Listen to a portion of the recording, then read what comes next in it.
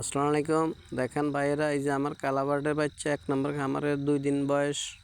দেখেন যারা খামার করেন ভাই, খামারি ভাইদের উদ্দেশ্যে বলছি, এই যে আমি আগে কিন্তু মূলত বুডিং করতাম সালার বস্তার মধ্যে, সিন্ডার বস্তা আইতো ওই বস্তার বুডিং করতাম। এখন সিন্ডার বস্তায় প্লাস্টিকের বস্তা, এই কারণে আমি পেপার ব্যবহার করি।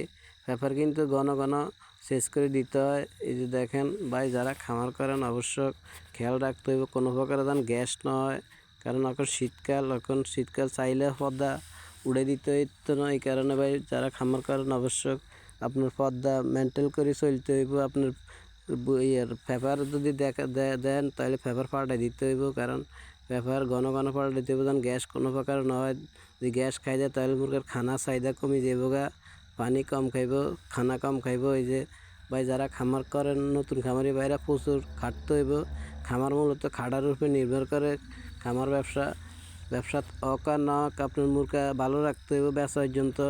তো যারা খামার করেন আপনার বুটিং ঠিক রাখবেন, তখন মুরগা গ্রোথ ভালো থাকবো। বুটিং খারাপ হইলে গ্রোথ খারাপ হইব, মুরগা দুর্বলতা হয়ে যাবো গা, যখন গ্যাস খাই যাবো গা। এইদিকে খেয়াল রাখবেন ভাই, গ্যাস কোনো প্রকারে খাওয়াইতে পারতেন না, কারণ ঘন ঘন পানি দিয়ে পাল্টাই দিতে হইব, ঘন ঘন খানা দিতে হইব।